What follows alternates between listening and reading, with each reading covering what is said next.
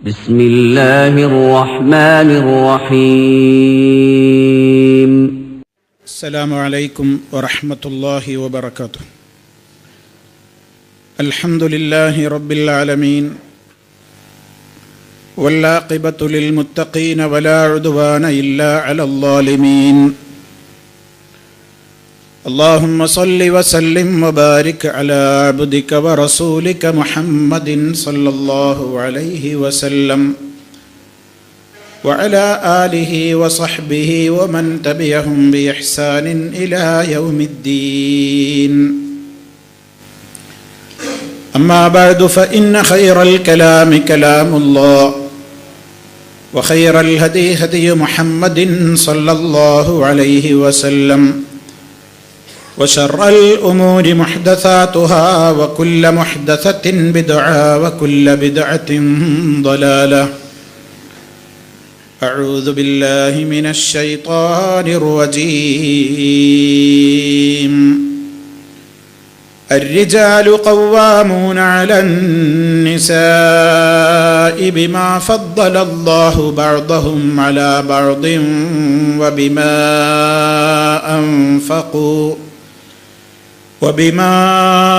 أنفقوا من أموالهم فالصالحات قانتات حافظات للغيب بما حفظ الله واللاتي تخافون نشوزهن فعظوهن واهجروهن في المضاجع واضربوهن فإن طعنكم فلا تبغوا عليهن سبيلا إن الله كان عليا كبيرا. وإن خفتم شقاق بينهما فابعثوا حكما من أهله وحكما من أهلها إن يريدا إصلاحا يوفق الله بينهما إن الله كان عليما خبيرا.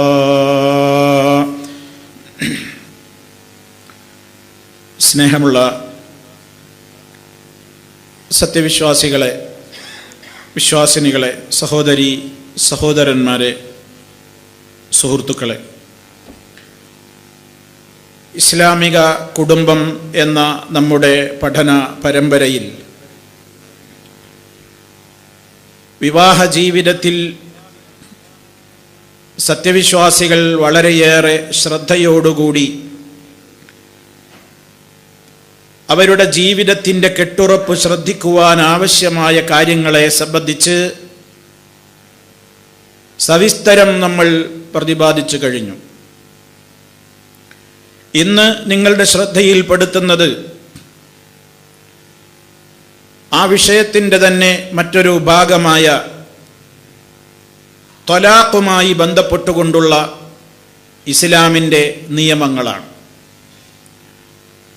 ഏറെ തെറ്റിദ്ധാരണകൾക്ക് വിധേയമായ ഒരു വിഷയമാണ് ഇസ്ലാമിലെ ത്വലാഖ്. സ്ഥാനത്ത് കൃത്യമായി എന്താണ് പറഞ്ഞത്, പ്രമാണങ്ങളിൽ എന്താണ് വിശദീകരിച്ചത് എന്ന് പഠിക്കാതെ, ഇസ്ലാമികമായ കൃത്യമായ നിയമങ്ങളെ സംബന്ധിച്ച് മനസ്സിലാക്കാതെ ഏറെ വിമർശനങ്ങൾ ഉന്നയിക്കപ്പെട്ടുകൊണ്ടിരിക്കുന്ന ഒരു വിഷയമാണ് ഇസ്ലാമിലെ വിവാഹമോചനം, അതല്ലെങ്കിൽ ത്വലാഖ് എന്ന അറബി പദം. ഇസ്ലാം എന്ന് പറഞ്ഞാൽ ഇഷ്ടം പോലെ മൊഴി ചൊല്ലാൻ പഠിപ്പിക്കുന്ന മതമാണെന്നും അങ്ങനെ സ്ത്രീ വിഭാഗത്തോട് അതീവ ക്രൂരത വെച്ച് പുലർത്തുന്ന, അനീതി കാണിക്കുന്ന, അവരെ വളരെയേറെ സ്വാതന്ത്ര്യത്തിന് കൂച്ചുവിലങ്ങിട്ടുകൊണ്ട് ഒരവകാശങ്ങളും അവർക്ക് നൽകാതെ പീഡിപ്പിച്ചുകൊണ്ടിരിക്കുന്ന ഒരു മതമാണ് ഇസ്ലാമെന്നും ഇസ്ലാമിക ശരീഅത്തെന്നുമൊക്കെ പല കോണുകളിൽ നിന്ന് വിമർശനങ്ങൾ ഉയർന്നുകൊണ്ടിരിക്കുന്ന ഒരു കാലഘട്ടത്തിലാണ് നമ്മൾ ജീവിക്കുന്നത്. അത് ഇന്നും ഇന്നലെയും തുടങ്ങിയതല്ല. ഇസ്ലാമിൻ്റെ നിയമങ്ങളെ വളരെ മോശമായി ചിത്രീകരിച്ച് ഇസ്ലാം എന്ന് പറയുന്ന മഹത്തായ ഇസ്ലാമികമായ, അതല്ലെങ്കിൽ മനുഷ്യന്റെ മോചനത്തിന് ആവശ്യമായ നിയമങ്ങളിലേക്ക് മനുഷ്യരുടെ ശ്രദ്ധ തിരിക്കാതിരിക്കാനും ഇതിലേക്കുള്ള ജനവിഭാഗത്തിന്റെ ഒഴുക്കിന് തടയിടാനുമൊക്കെ സാധിക്കുമെന്ന നിലക്കാണ് ശത്രുക്കൾ ഇസ്ലാമിലെ ത്വലാഖിനെ തെറ്റിദ്ധരിപ്പിച്ചുകൊണ്ടിരിക്കുന്നത്. നിസ്സാരമായ കാര്യങ്ങൾക്ക് വേണ്ടി പെണ്ണിനെ പീഡിപ്പിച്ച് മൊഴി ചൊല്ലി അങ്ങനെ മുത്തലാഖും അതുപോലെ തന്നെ ആ രൂപത്തിലുള്ള പല വിഷയങ്ങളും എടുത്തിട്ടുകൊണ്ട്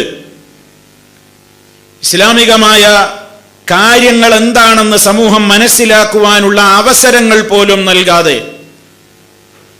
ഇനി ഒന്നും കേൾക്കേണ്ടതില്ല എന്ന മട്ടിൽ കണ്ണടച്ചുകൊണ്ട് വിമർശിക്കുന്ന വിമർശകരെ നമുക്ക് കാണുവാൻ സാധിക്കും.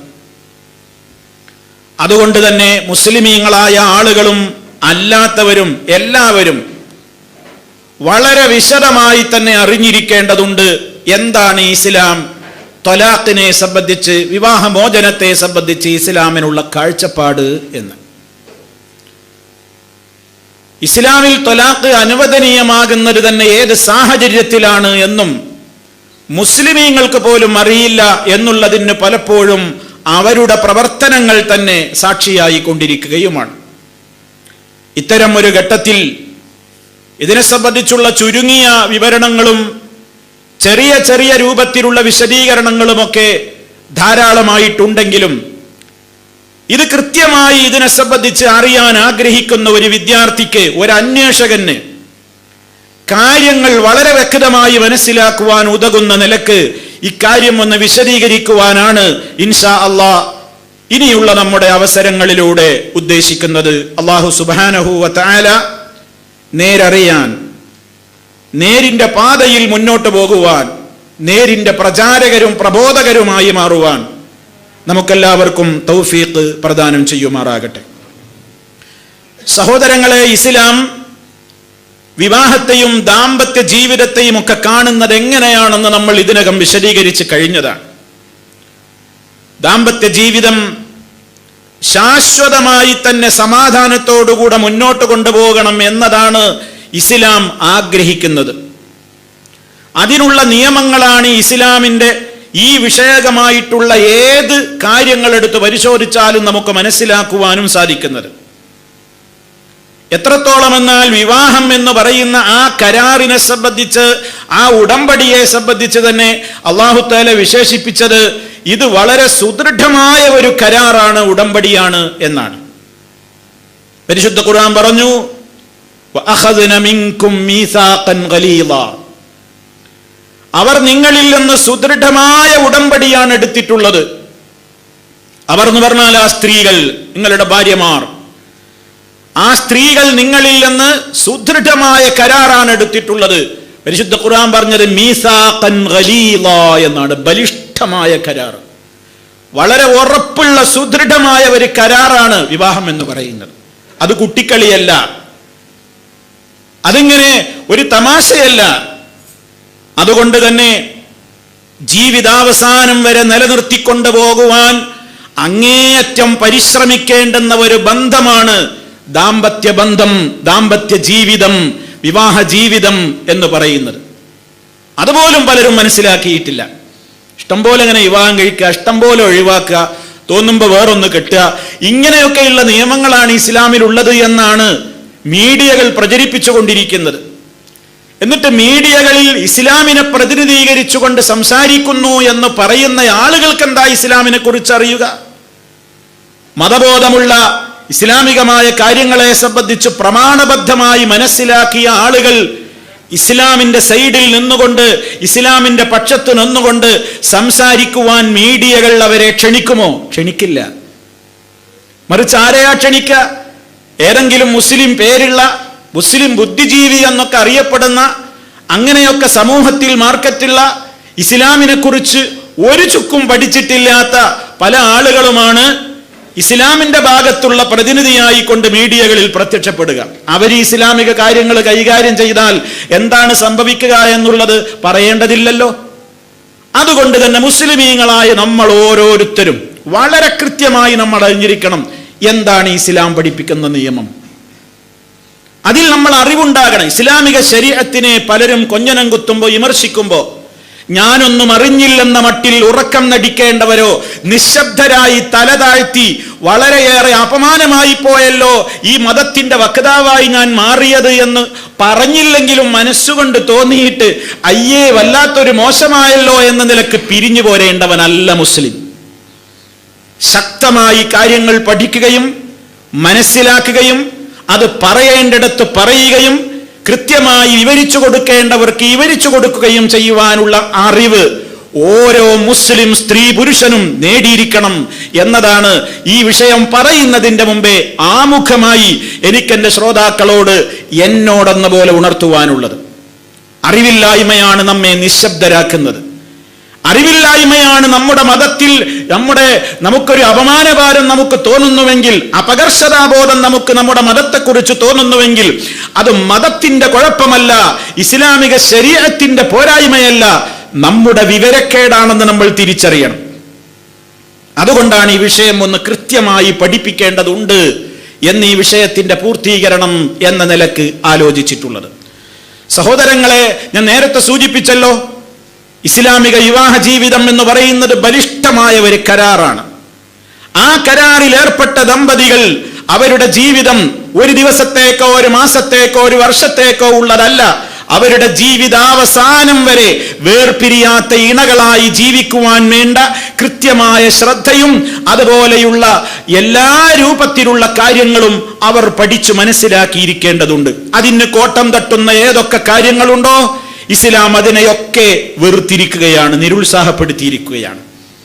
അതുകൊണ്ട് കഴിയുന്നത്ര സ്നേഹത്തോടെ, കഴിയുന്നത്ര സഹകരണത്തോടെ, കഴിയുന്നത്ര വിട്ടുവീഴ്ചയോടെ, അതീവ ശ്രദ്ധയോടെയാണ് ദമ്പതികൾ ജീവിതം മുന്നോട്ട് കൊണ്ടുപോകേണ്ടത് എന്നതാണ് ഇസ്ലാമിന്റെ കാഴ്ചപ്പാട്.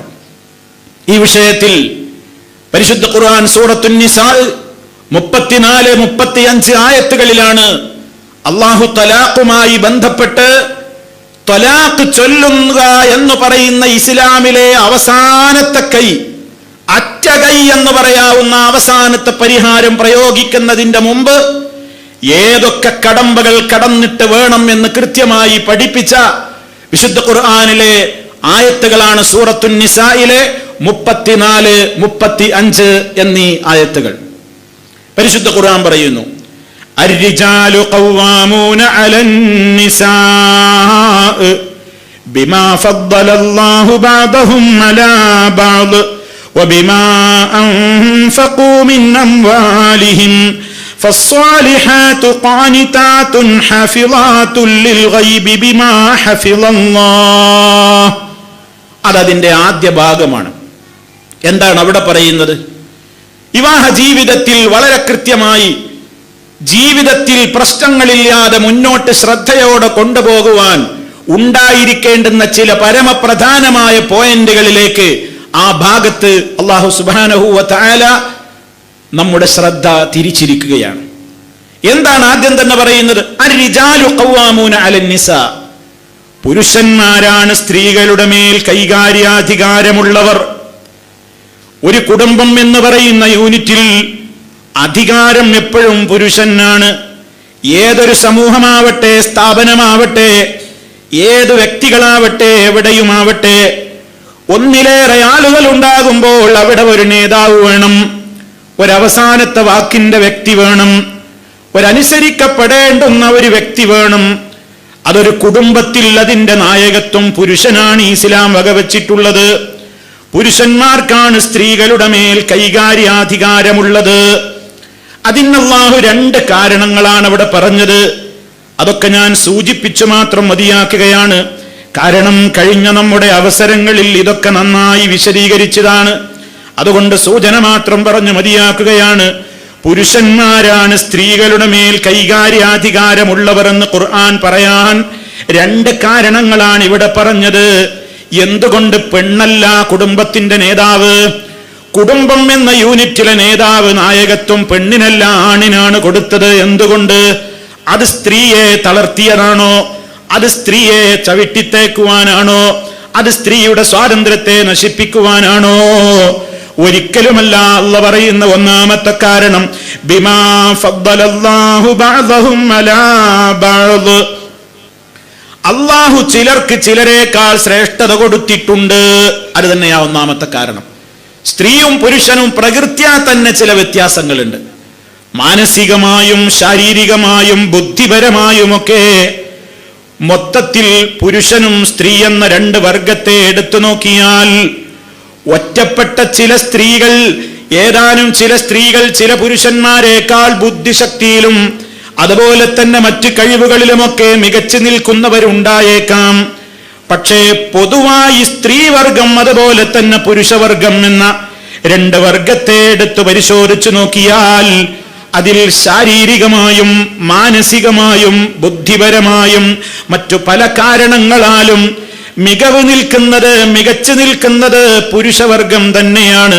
അത് അല്ലാഹു ചിലർക്ക് ചിലരേക്കാൾ കൊടുത്ത ശ്രേഷ്ഠതയാണ്. അത് അല്ലാഹുവിന്റെ തീരുമാനമാണ്. അതാണ് ബിമാ ഫദ്ദലല്ലാഹു ബഅദഹും അലാ ബഅദിൻ, അവരിൽ ചിലർക്ക് ചിലരേക്കാൾ അല്ലാഹു ശ്രേഷ്ഠത കൊടുത്തിട്ടുണ്ട്. അതുപോലെ തന്നെ വബിമാ അൻഫഖൂ മിൻ അംവാലിഹിം, രണ്ടാമത്തെ കാരണം പറയുകയാണ്. പുരുഷനാണ് അധികാരം എന്ന് പറയാൻ രണ്ടാമത്തെ കാരണം വബിമാ അൻഫഖൂ മിൻ അംവാലിഹിം, അവരുടെ സമ്പത്തുക്കളിൽ നിന്ന് അവരാണ് ചെലവഴിക്കേണ്ടത് എന്നുള്ളത് കൊണ്ടുമാണ്. പുരുഷനാണ് ചെലവഴിക്കേണ്ട ഉത്തരവാദിത്വം നമ്മൾ വിശദീകരിച്ചു കഴിഞ്ഞതാണ് കഴിഞ്ഞ അവസരങ്ങളിലൂടെ.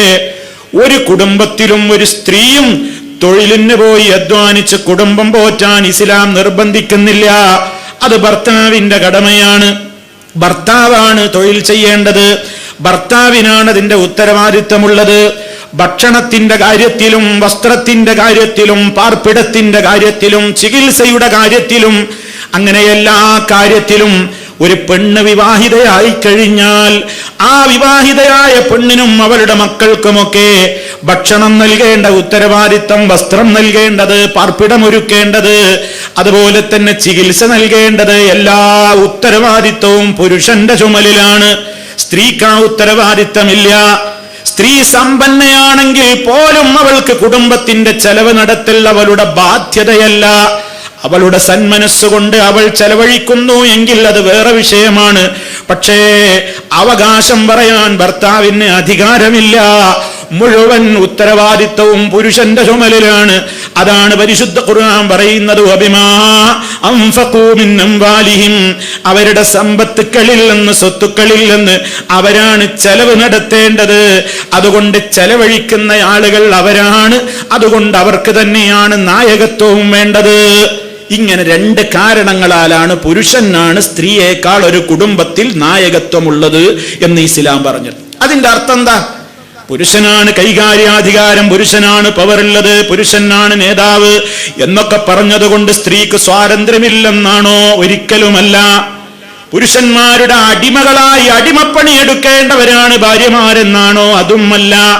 കാരണം ഇതേ പരിശുദ്ധ ഖുർആൻ തന്നെ രണ്ടാമത്തെ അധ്യായമായ സൂറത്തുൽ ബഖറയിലെ 228 ആയത്തിൽ വ്യക്തമായി തന്നെ പറഞ്ഞു വലഹുന്ന മിസ്ലുല്ലദീ അലൈഹിന്ന ബിൽ മഅറൂഫ് വലിർരിജാലി അലൈഹിന്ന ദറജ, അവരുടെ മേൽ ബാധ്യതയുള്ളതുപോലെ. ആരുടെ മേൽ? ആ സ്ത്രീകൾക്ക് ഭർത്താവിനോട് ചില ബാധ്യതകൾ ഉള്ളതുപോലെ സദാചാര മര്യാദ പ്രകാരം പുരുഷന്മാർക്ക് അവരോടും ബാധ്യതയുണ്ട്. പുരുഷന്മാർക്ക് ഇങ്ങോട്ട് അവരെ അവകാശങ്ങൾ ചോദിക്കുക മാത്രമല്ല, ഒരു പുരുഷനോട് ഒരു സ്ത്രീ എങ്ങനെയൊക്കെ വർത്തിക്കണം എന്ന് ഇസ്ലാം പഠിപ്പിച്ചതുപോലെ തന്നെ ഒരു പുരുഷൻ തന്റെ ഭാര്യയോട് എപ്രകാരം കടമകൾ നിർവഹിക്കണം എന്നതും പഠിപ്പിച്ചിട്ടുണ്ട്. അതാണ് ഖുർആൻ പറയുന്നത് വലഹുന്ന മിസ്ലുല്ലദീ അലൈഹിന്ന ബിൽ മഅറൂഫ്. ആ സ്ത്രീകളുടെ മേൽ എത്രത്തോളം ഇങ്ങോട്ട് ബാധ്യതയുണ്ടോ അതേപോലെ തന്നെ ആ സ്ത്രീകളോട് പുരുഷന്മാർക്കും ബാധ്യതയുണ്ട്. എന്നാലോ വലിർരിജാലി അലൈഹിന്ന ദറജ, പുരുഷന്മാർക്ക് അവരെക്കാൾ ഒരു പദവി മേലെയുണ്ട്. ഒരു ദറജ അവർക്ക് മേലെയാണ്. അതാ നേരത്തെ പറഞ്ഞ പദവി. അപ്പൊ ഇങ്ങനെ രണ്ടു കൂട്ടർക്കുമുണ്ട് അവകാശങ്ങൾ. നമ്മൾ മുമ്പ് വിശദീകരിച്ചു കഴിഞ്ഞതാണ്. ഇന്ന് എല്ലാവരും അവകാശങ്ങളെ കുറിച്ച് മാത്രം ചിന്തിക്കും, കടമകളെ കുറിച്ച് ചിന്തിക്കാറില്ല. ഞാൻ എനിക്ക് കിട്ടേണ്ടത് മാത്രം ആലോചിക്കും, കൊടുക്കേണ്ടത് ആലോചിക്കൂല. എനിക്ക് കിട്ടേണ്ട അവകാശം കിട്ടിയില്ലെന്ന് ഞാൻ പരിഭവിക്കുമ്പോ ഞാൻ ആലോചിക്കണം, ഞാൻ കൊടുക്കേണ്ട ബാധ്യത കൊടുത്തു തീർത്തിട്ടുണ്ടോ? എന്റെ ഭാര്യയോട് ഞാൻ പെരുമാറേണ്ട വിധം പെരുമാറിയിട്ടുണ്ടോ? അവൾ എന്നോട് മോശമായി പെരുമാറി എന്ന് മാത്രം ഞാൻ പരാതി പറഞ്ഞാൽ പോരാ, ഞാൻ അങ്ങോട്ട് വർത്തിക്കേണ്ട നിലക്ക് ഞാൻ അങ്ങോട്ടും വർത്തിച്ചിട്ടുണ്ടോ? കാരണം ഇത് രണ്ടിനും ഇസ്ലാം കൃത്യമായ നിയമം പറഞ്ഞിട്ടുണ്ട്. അതാണ് വലഹുന്ന മിസ്ലുല്ലദീ അലൈഹിന്ന ബിൽ മഅറൂഫ് എന്ന് സൂറത്തുൽ ബഖറയിലെ 228 ആയത്തിലും പറഞ്ഞത്. അപ്പൊ കുടുംബത്തിൽ പ്രശ്നങ്ങളില്ലാതിരിക്കാൻ ഭാര്യ ഭർത്താക്കൾ അറിഞ്ഞിരിക്കേണ്ട ഒന്നാമത്തെ നിയമം എന്താണ്? ആർക്കാണ് പവർ, ആരെയാണ് കുടുംബത്തിന്റെ അധികാരം, ആരുടെ വാക്കായിരിക്കണം അവസാനത്തെ വാക്ക്, ആർക്കാണ് ഒരു കുടുംബത്തിന്റെ നായകത്വം എന്നതിൽ തർക്കിക്കരുത്. കാരണം എന്താ? അത് ഖുർആൻ പറഞ്ഞു, അതാണ് നിങ്ങൾക്ക് തന്നെയാണ്, അത് ഭർത്താവിന് തന്നെയാണ്. ഇനിയും അടുത്ത വിഷയം ഇനി അല്ലാഹു തആല പഠിപ്പിച്ചു. فالصالحات قانتات حافظات للغيب بما حفظ الله. ഇനി ഭർത്താവിനോട് ഒരു ഭാര്യ ചിന്തിക്കേണ്ടുന്ന കാര്യങ്ങൾ അവിടെ പ്രത്യേകം എടുത്തു പറയാണ്.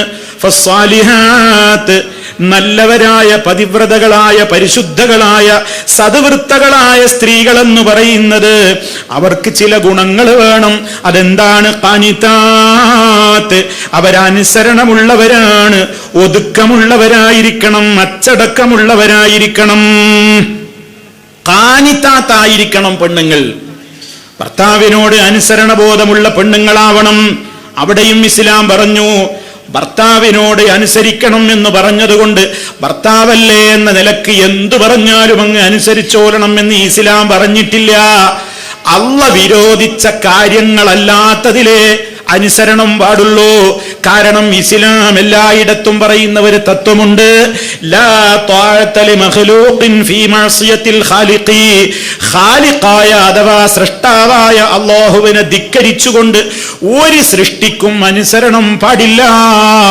അതുകൊണ്ട് ഭർത്താവല്ലേ എന്ന നിലക്ക് എന്തും അനുസരിക്കാൻ കൽപ്പിക്കപ്പെട്ടവളാണല്ലോ ഞാൻ. അതുകൊണ്ട് ഭർത്താവ് എന്നോട് അള്ളാഹ്ക്ക് വെറുപ്പുള്ള കാര്യം പറഞ്ഞാലും ഞാനത് അനുസരിച്ചോളണം എന്ന് ഒരു ഭാര്യയും ചിന്തിക്കാനേ പാടില്ല.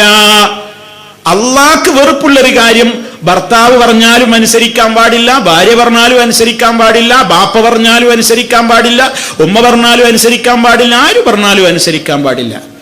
അത് വളരെ കൃത്യമായിട്ട് ഇസ്ലാമിന്റെ നിയമമാണ്. അപ്പൊ ഇവിടെ അടക്കം വേണം, ഒതുക്കം വേണം, അനുസരണം വേണം എന്ന് പറഞ്ഞാൽ ഇസ്ലാം പറഞ്ഞ നിയമങ്ങളിൽ ഏതൊക്കെ കാര്യങ്ങൾ കൃത്യമായി പറഞ്ഞിട്ടുണ്ടോ അതിലൊക്കെ അനുസരണം വേണം. ആ രൂപത്തിൽ വർത്തിക്കണം, പെരുമാറണം. രണ്ടാമത് പറഞ്ഞത് എന്താണ്? ഹഫിളാത്തുൽ ഗൈബി ബിമാ ഹഫിളല്ലാഹ്. അള്ളാഹു കാത്തു സൂക്ഷിച്ച പ്രകാരം ഭർത്താവിന്റെ അസാന്നിധ്യത്തിൽ കാത്തു സൂക്ഷിക്കുന്നവരുമാകുന്നു. ഹഫിളാത്തുൽ ഗൈബി ബിമാ ഹഫിളല്ലാഹ്. ഹാഫിളാത്തുൽ ഗൈബി, ഭർത്താവിന്റെ അസാന്നിധ്യത്തിൽ, ഭർത്താവ് സ്ഥലത്തില്ലാത്ത ഘട്ടത്തിൽ പ്രത്യേകിച്ചും അവർ കാത്തു സൂക്ഷിച്ചു പോരുന്നവരായിരിക്കും.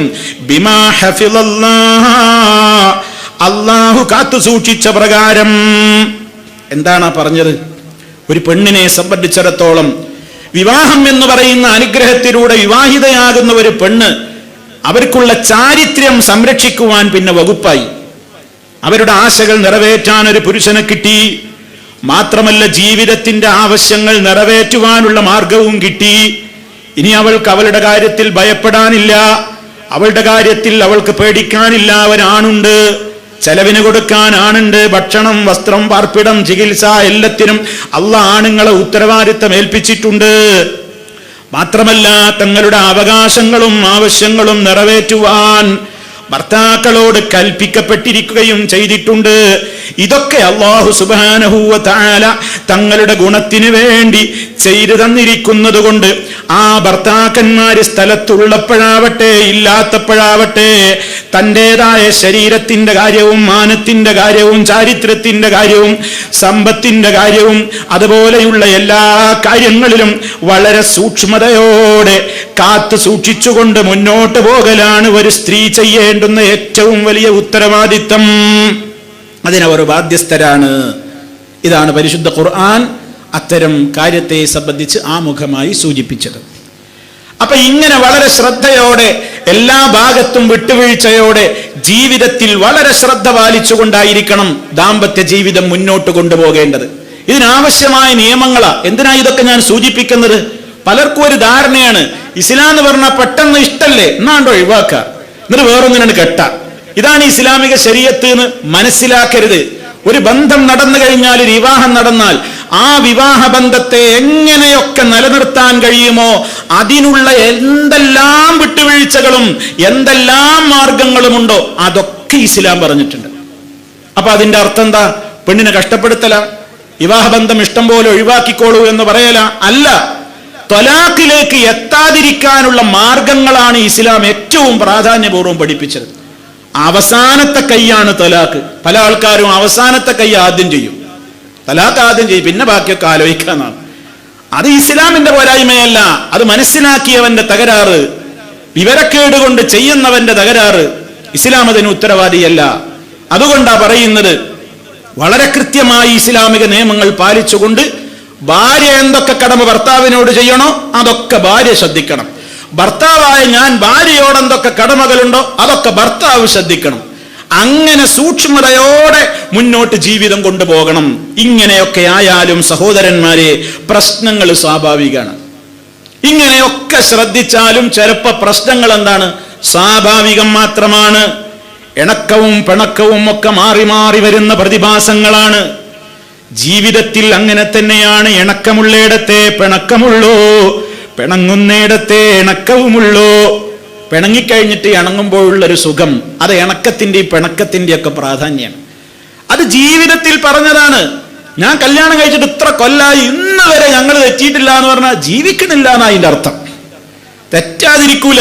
അത് ഇണക്കവും പിണക്കവും പിന്നെ സൗന്ദര്യ പിണക്കവും അപസ്വരങ്ങളും അസ്വാരസ്യങ്ങളും വാക്ക് തർക്കങ്ങളും കുറച്ചേരം മിണ്ടാതാവലും ഒക്കെ ഉണ്ടാവും. അതൊന്നുമില്ല എന്നാരും പറയേണ്ടതില്ല. അതൊക്കെ ഉണ്ടാവും ജീവിതത്തിൽ, അതൊക്കെ ഉണ്ടാവും. അതൊക്കെ ഉണ്ടാവും എന്നാണ് ഇസ്ലാം പഠിപ്പിക്കുന്നത്. എന്നാലോ അങ്ങനെയാണ് എന്തെങ്കിലും ഉണ്ടാവുമ്പോഴേക്ക് എന്നെ ഞാൻ 3 ചൊല്ലിയിരിക്കുന്നു, എന്നെ ഞാൻ തലാഖ് ചൊല്ലിയിരിക്കുന്നു, ഇതാണ് പറയല ആദ്യം തന്നെ. അല്ല, അവിടെയാണ് നമ്മൾ മനസ്സിലാക്കേണ്ടത്. ഇസ്ലാം പറയണം, ഇങ്ങനെയൊക്കെ പ്രശ്നങ്ങൾ ഉണ്ടാകുമ്പോൾ നമ്മൾ ആലോചിക്കണം. ഈ ലോകം കണ്ട ഏറ്റവും മഹാനായ റസൂലുള്ളാഹി സ്വല്ലല്ലാഹു അലൈഹി വസല്ലമിന്റെ ഭാര്യമാർ, ആ പെണ്ണുങ്ങളിൽ നിന്ന് നബി സല്ലല്ലാഹു അലൈഹി വസല്ലം, പ്രവാചകൻ സല്ലല്ലാഹു അലൈഹി വസല്ലമിന്റെ ശിക്ഷണത്തിൽ വളർന്ന ആ സഹാബാ വനിതകൾ, നമ്മുടെ ഉമ്മമാർ, 8-9 ഭാര്യമാരുടെ ഭർത്താവായിരുന്നില്ലേ റസൂലുള്ളാഹി സ്വല്ലല്ലാഹു അലൈഹി വസല്ലം? ആ ഭാര്യമാരിൽ നിന്ന് നബി സല്ലല്ലാഹു അലൈഹി വസല്ലമിന് പിണക്കങ്ങൾ ഉണ്ടായിട്ടില്ലേ? അത്തരം ഘട്ടങ്ങളിൽ മഹാനായ നബി സല്ലല്ലാഹു അലൈഹി വസല്ലം എത്ര സമർത്ഥമായിട്ടാണത് കൈകാര്യം ചെയ്തത്. എത്ര മഹത്വപൂർണമായ നിലക്കുള്ള ഇടപെടലുകളാണ് നബി സല്ലല്ലാഹു അലൈഹി വസല്ലം ഇടപെട്ടത്. അപ്പൊ മഹാരഥന്മാരായി അറിയപ്പെടുന്നവരാണ് നമ്മുടെ ഉമ്മമാർ. പ്രവാചകൻ സല്ലല്ലാഹു അലൈഹി വസല്ലമിന്റെ ഭാര്യമാർ ലോക മുസ്ലിമീങ്ങളുടെ, സത്യവിശ്വാസികളുടെ മുഴുവൻ മാതാക്കളെന്നറിയപ്പെടുന്ന ഉന്നത പദവിയിലുള്ളവർ. അവരുടെ പോലും സ്വഭാവങ്ങളിൽ ഈ നിലക്കുള്ള ചില പ്രശ്നങ്ങൾ ഉണ്ടായിട്ടില്ലേ? ഉണ്ടായിട്ടുണ്ട്. അത് നബി സല്ലല്ലാഹു അലൈഹി വസല്ലമ വളരെ സമർത്ഥമായി മിടുക്കോടെ കൈകാര്യം ചെയ്തിട്ടുമുണ്ട്. അതാ നബി സല്ലല്ലാഹു അലൈഹി വസല്ലമിന്റെ ആ സ്വഭാവം. അല്ലാഹു സർട്ടിഫൈ ചെയ്തതാണ് റസൂൽ സല്ലല്ലാഹു അലൈഹി വസല്ലമിന്റെ സ്വഭാവം. ഓ നബിയേ, താങ്കൾ ഏറ്റവും മഹത്തായ സ്വഭാവത്തിന്മേലാണുള്ളത്.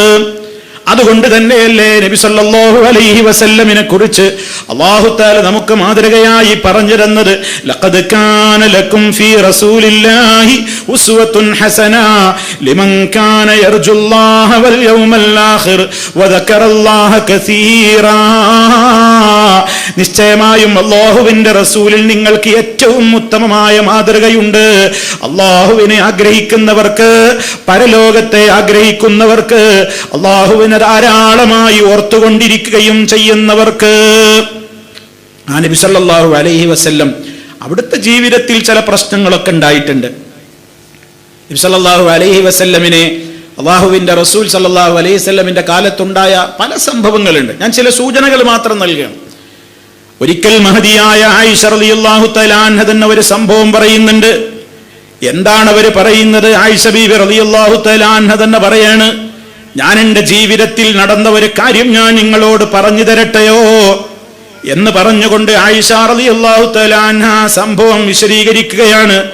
അതെന്തെന്നല്ലേ, അവരൊന്ന് പറഞ്ഞു തരികയാണ്. അള്ളാഹുവിന്റെ റസൂല് എന്റെ കൂടെ താമസിക്കുന്ന രാത്രിയിൽ നബി സല്ലല്ലാഹു അലൈഹി വസല്ലമന്റെ കൂടെ റസൂൽ സല്ലല്ലാഹു അലൈഹി വസല്ലം ഓരോ രാത്രികളിലും ഓരോരോ ഭാര്യമാരുടെ കൂടെയാണല്ലോ ഓരോ ദിവസം പങ്കിടുക.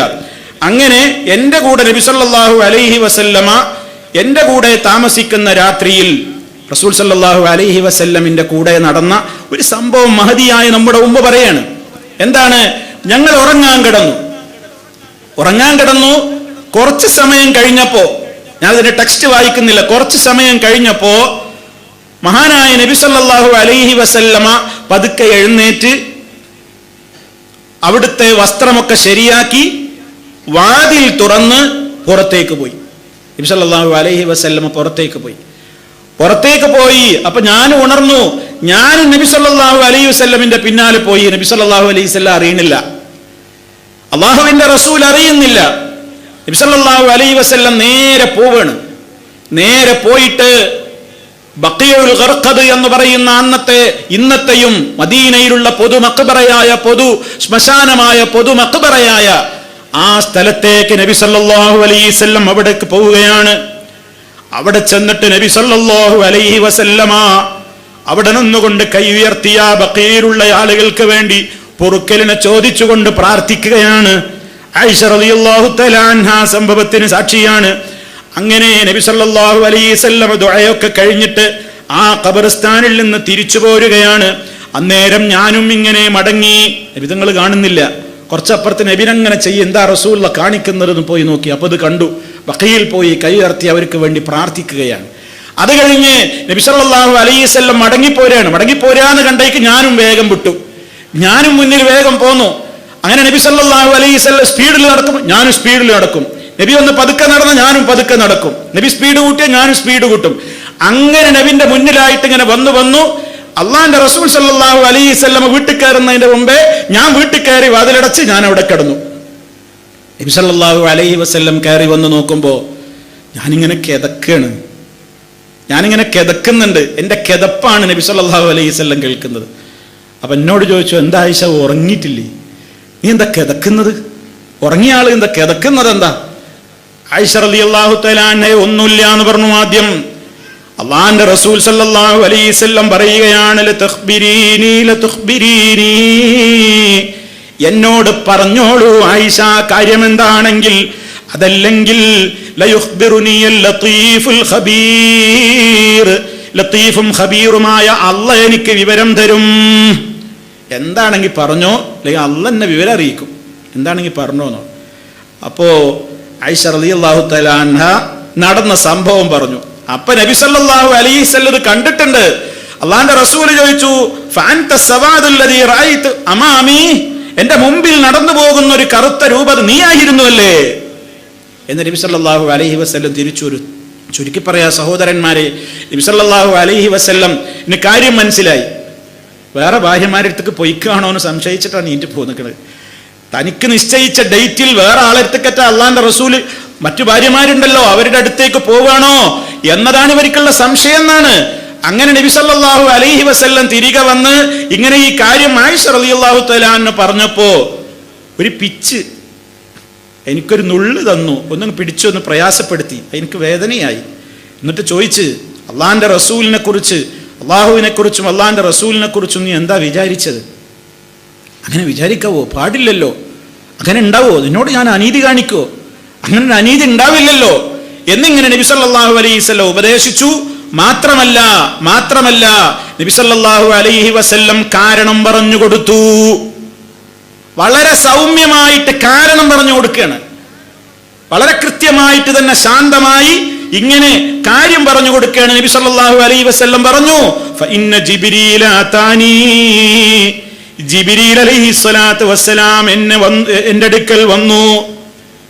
എൻ്റെ അടുക്കൽ ജിബ്രീൽ വന്നു, എന്നെ പുറത്തേക്ക് വിളിച്ചു. കാരണം എന്താ? നീ വസ്ത്രം ശരിയാക്കാത്ത ഒരവസ്ഥയിൽ ജിബ്രീൽ വരാറില്ലല്ലോ, അതുകൊണ്ട് തന്നെ പുറത്തേക്ക് വിളിച്ചു. ഞാൻ പോയി, നീ ഉറങ്ങുകയായിരിക്കും എന്ന് ഞാൻ വിചാരിച്ചു, നിന്റെ ഉറക്കത്തെ ശല്യപ്പെടുത്തണ്ട നിന്നെ ഉണർത്തിയിട്ടത് പറഞ്ഞു പോകുമ്പോ നിനക്ക് ഏകാന്തമായിട്ട് ഇവിടെ റൂമിലിരിക്കാനും പ്രയാസമായാലോ എന്ന് വിചാരിച്ച് നീ ഉറങ്ങുകയായിരിക്കും എന്ന് വിചാരിച്ച് നിന്നെ ശല്യപ്പെടുത്താതെ നിന്റെ ഉറക്കിന് ഭംഗം വരാതിരിക്കാനും ഞാനങ്ങനെ ജിബ്രീലിന്റെ നിർദ്ദേശപ്രകാരം ഞാനങ്ങനെ പുറത്തേക്ക് പോയി. ആ ജിബ്രീൽ അലൈഹിസ്സലാത്തു വസ്സലാം എന്നോട് വന്നിട്ട് എന്താണ് പറഞ്ഞതെന്നോ, ഇന്ന റബ്ബക യഅ്മുറുക അൻ തഅതിയ അഹ്ലൽ ബഖീഅ്, ബഖീഅുകാരുടെ ആ ഖബർസ്ഥാനിലേക്ക് പോകാൻ വേണ്ടി നിന്റെ റബ്ബ് നിന്നോട് കൽപ്പിക്കുന്നു. എന്നിട്ട് അവർക്ക് വേണ്ടി പൊറുക്കലിനെ ചോദിക്കണേ. ആ ബഖീഅയിലുള്ള ഖബറാളികൾക്ക് വേണ്ടി അള്ളാഹുവിനോട് പൊറുക്കലിനെ ചോദിക്കാൻ വേണ്ടി ഈ രാത്രിയിൽ എന്നോട് കൽപ്പനയുണ്ടായി. അത് നിവർത്തിക്കാൻ, അത് നിർവഹിക്കാൻ വേണ്ടിയിട്ടാണ് ഞാൻ പോയത് എന്ന് നബി സല്ലല്ലാഹു അലൈഹി വസല്ലമ വിവരിച്ചു കൊടുക്കുകയാണ്. ഇവിടെ എന്താണ് സംഭവം നോക്കൂ നിങ്ങൾ. ഇത് നമ്മൾക്കാണ് ഉണ്ടായതെങ്കിലോ അവിടെ എന്തൊക്കെ നടക്കും, അവിടെ എന്തൊക്കെ പ്രശ്നങ്ങൾ ഉണ്ടാകും, അവിടെ എന്തൊക്കെ പ്രയാസങ്ങൾ ഉണ്ടാകും. ഏതെങ്കിലും വിധത്തിലുള്ള അങ്ങനത്തെ ഒരു സംസാരമോ ആ രൂപത്തിലുള്ള ഒരു കൃത്യമായ നിലക്കുള്ള ഇടപെടലുകളോ ഇവിടെ ഉണ്ടായോ?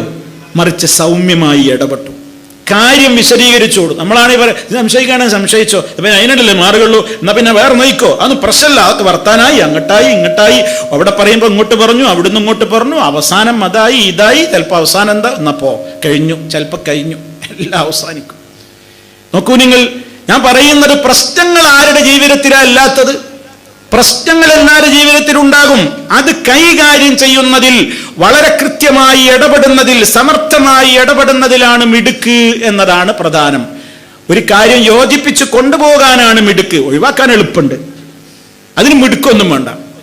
അതുകൊണ്ട് തന്നെ വളരെ കൃത്യമായി ഒരു കാര്യം നല്ല നിലക്ക് നിർമ്മാണാത്മകമായിട്ട് കൊണ്ടുപോകല ഏതും പ്രയാസം. നോക്കൂ നിങ്ങൾ, 10, 100, 110, 200 നിലയുള്ള ബിൽഡിംഗ് എടുക്കാൻ എത്ര പ്രയാസമാണ്. തകർക്കാൻ വല്ല പണിയുണ്ടോ? സെക്കൻഡ് കൊണ്ട് കിടക്കും. ഏതും നിലനിർത്താനാണ് ഏറ്റവും വളരെ പരമപ്രധാനമായ കാര്യം. അപ്പൊ ഇത് ശ്രദ്ധിക്കണം. അതുപോലെ തന്നെ നബി സല്ലല്ലാഹു അലൈഹി വസല്ലമയുടെ ജീവിതത്തിൽ ഉണ്ടായ ഒരു സംഭവം നമ്മൾ ഇതിന്റെ മുമ്പ് വിശദീകരിച്ചിട്ടുണ്ട്. റസൂൽ സല്ലല്ലാഹു അലൈഹി വസല്ലമ ഒരു ഭാര്യയുടെ വീട്ടിലായിരിക്കെ വേറൊരു ഭാര്യയുടെ വീട്ടിൽ നിന്ന് ഭക്ഷണം കൊണ്ടുവന്നു. ഒരു വേലക്കാരൻ ഭക്ഷണം കൊണ്ടുവരികയാണ്. നബി സല്ലല്ലാഹു അലൈഹി വസല്ലമിന്റെ മറ്റൊരു ഭാര്യയുടെ വീട്ടിൽ നിന്ന് റസൂൽ സല്ലല്ലാഹു അലൈഹി വസല്ലമക്ക് ഭക്ഷണം കൊണ്ടുവന്നു കൊടുക്കുന്നു ഒരു ഖാദിമ്. വേറൊരു ഭാര്യയുടെ വീട്ടിലാകുമ്പോഴാണ് മറ്റോടത്തുനിന്ന് ഭക്ഷണം കൊണ്ടുവരുന്നത്. എന്ത് ചെയ്തു? ഒറ്റ തട്ടാണ്. ഖാദിമിന്റെ കയ്യിൽ നിന്ന് പ്ലേറ്റാണ് തട്ടി, പ്ലേറ്റ് താഴെ വീണു, 2 കഷ്ണമായി, ഭക്ഷണം ചെതറി. എന്താ അവിടെ സംഭവിക്കേണ്ടത്? മഹാനായ നബി സല്ലല്ലാഹു അലൈഹി വസല്ലം എന്ത് ചെയ്തു? അവിടുന്ന് ഇങ്ങനെ കുനിഞ്ഞിരുന്നിട്ട് ആ ഭക്ഷണമൊക്കെ പെറുക്കിക്കൂട്ടി പൊട്ടിയ പാത്രത്തിലൊക്കെ ഇങ്ങനെ ആക്കിയിട്ട് പറഞ്ഞു, ഗാറത്തു ഉമ്മുക്കും, ഗാറത്തു ഉമ്മുക്കും, നിങ്ങളെ ഉമ്മാക്ക് ദേഷ്യം പിടിച്ചിക്കണ്, നിങ്ങളെ ഉമ്മാക്ക് ദേഷ്യം പിടിച്ചിക്കണ് എന്നിങ്ങനെ പറഞ്ഞു. സഹാബത്ത് ഇതേ കേൾക്കുന്നുള്ളൂ. നബി സല്ലല്ലാഹു അലൈഹി വസല്ലം മറുത്തൊന്നും പറഞ്ഞില്ല. പക്ഷെ ആ പൊട്ടിയ പ്ലേറ്റ് ഉണ്ടല്ലോ, അത് ഇവിടെ തന്നെ വെക്ക്, അതിന് പകരം പൊട്ടാത്തൊരു പാത്രം ഇവിടുന്ന് അങ്ങോട്ടെടുത്ത് ആ ഭാര്യയുടെ വീട്ടിലേക്ക് കൊടുത്തയക്കുകയും ചെയ്തു. നബി സല്ലല്ലാഹു അലൈഹി വസല്ലം പ്രശ്നം അങ്ങനെ പരിഹരിച്ചു. നമ്മുടെയൊക്കെ വീടുകളിലാണ് സംഭവിച്ചതെങ്കിലോ പ്ലേറ്റ് അല്ല പൊട്ടുക, വേറെ പലതും പൊട്ടും, പലതും പൊട്ടും, പല പൊട്ടലുകളും പൊട്ടും. നിങ്ങൾ നോക്കൂ, ഇടപെട്ടൊരു രീതി. അത് നബി സല്ലല്ലാഹു അലൈഹി വസല്ലമിന്റെ അല്ലാഹു സുബ്ഹാനഹു വ തആല അവിടുത്തേക്ക് നൽകിയ അപാരമായ ഔദാര്യം, ഏറ്റവും നല്ല സ്വഭാവം, ലോകത്തിന് മുഴുവൻ മാതൃക, ഏറ്റവും നല്ല സ്വഭാവം. ഒരു വൈകല്യങ്ങളും ചൂണ്ടിക്കാണിക്കാൻ, അവിടുത്തെ ജീവിതത്തിൽ ഒരു വൈകല്യം ചൂണ്ടിക്കാണിക്കാൻ ഇന്ന് വരെ പ്രമാണബദ്ധമായി വ്യക്തമായി ഒരു തെളിവിന്റെ അടിസ്ഥാനത്തിൽ ഒരു വൈകല്യം നബി സല്ലല്ലാഹു അലൈഹി വസല്ലമിന്റെ ജീവിതത്തിൽ കാണിക്കാൻ കഴിയില്ല. കാരണം എന്താ? അത് അള്ളാന്റെ കാവലുള്ള മഹാനായ റസൂൽ സല്ലല്ലാഹു അലൈഹി വസല്ലമാണ്. അതുകൊണ്ട് തന്നെയാണ് ആ മഹത്വം, ആ പവിത്രത, ആ പരിശുദ്ധി അവിടുത്തെ ജീവിതത്തിൽ ഉണ്ടായിരുന്നു. മഹാനായ ഉമർ ഖത്താബ് റളിയല്ലാഹു തആല അൻഹു പലപ്പോഴും അവിടുന്ന് ഓർക്കാറുണ്ട്. ഉമർ ഖത്താബ് റളിയല്ലാഹു തആല അൻഹു മദീനയിൽ വന്നതിന്റെ ശേഷം, ഹിജറ വന്നതിന്റെ ശേഷം ഉമർ ഖത്താബ് റളിയല്ലാഹു തആല അൻഹുവിന്റെ ഭാര്യ പലപ്പോഴും ഒരു ദിവസം ഉമർ ഖത്താബ് റളിയല്ലാഹു അൻഹുവിനോട് ഇത്തിരി കയർത്ത് സംസാരിച്ചു. ഉമർ റളിയല്ലാഹു അൻഹുവിനോടാണ് കയർത്ത് സംസാരിക്കുന്നത്. ഉമർ ഖത്താബ് റളിയല്ലാഹു തആല അൻഹു പറഞ്ഞു, ഇങ്ങനെയൊക്കെ സംസാരിക്കാൻ പാടുണ്ടോ? ഇങ്ങനെയൊക്കെ സംസാരിക്കാൻ പാടുണ്ടോ? ഇങ്ങനെയൊക്കെ പിണങ്ങാൻ പാടുണ്ടോ എന്ന് ചോദിച്ചപ്പോ ആ ഭാര്യ ഉമർ ഖത്താബ് റളിയല്ലാഹു തആല അൻഹുവിനോട് പറഞ്ഞു, പിന്നല്ലാതെ നിങ്ങളെക്കാണ് വലിയ മഹാനായ അള്ളാന്റെ റസൂലിനോട് ഭാര്യമാര് പിണങ്ങാറില്ലേ? ഉമർ ഖത്താബ് റളിയല്ലാഹു തആല അൻഹുവിന് അത് കേട്ടപ്പോ ഭയങ്കര അത്ഭുതമായി, വല്ലാത്ത വിഷമായി. അപ്പൊ റസൂൽ സല്ലല്ലാഹു അലൈഹി വസല്ലമിന്റെ പല ഭാര്യമാരുടെ കൂട്ടത്തിലുള്ള ഒരു ഭാര്യ ഉമർ ഖത്താബ് റളിയല്ലാഹു അൻഹുവിന്റെ മോള് ഹഫ്സ ബീവി ഉണ്ടല്ലോ. അങ്ങനെ അപ്പൊ എന്റെ മോളൊക്കെ അങ്ങനെ അവിടെ പെരുമാറുന്നത് അങ്ങനെ ഉണ്ടോ? ഉമർ ഖത്താബ് റളിയല്ലാഹു തആല അൻഹുവിന് വിഷമായി. ഉടനെ ചെന്നു. ഉമർ റളിയല്ലാഹു തആല അൻഹു വിട്ടില്ല, ഉടനെ ചെന്നു. പുറത്തിറങ്ങിയിട്ട് വേഗം മകളെടുത്ത് ചെന്നു. മകളോട് ചോദിച്ചു, ഹഫ്സ, അള്ളാഹിന്റെ റസൂലിനോട് നിങ്ങൾ ചിലപ്പോ പിണങ്ങാറുണ്ടോ? റസൂൽ സല്ലല്ലാഹു അലൈഹി വസല്ലമിനോട് നിങ്ങൾ ചിലപ്പോ ചില കാര്യങ്ങളിലൊക്കെ കയർത്ത് സംസാരിക്കാറുണ്ടോ? അപ്പൊ ഹഫ്സ ബീവി റളിയല്ലാഹു തആല അൻഹ പറഞ്ഞു, ആ ചിലപ്പൊക്കെ ഉണ്ടായാലുണ്ട്.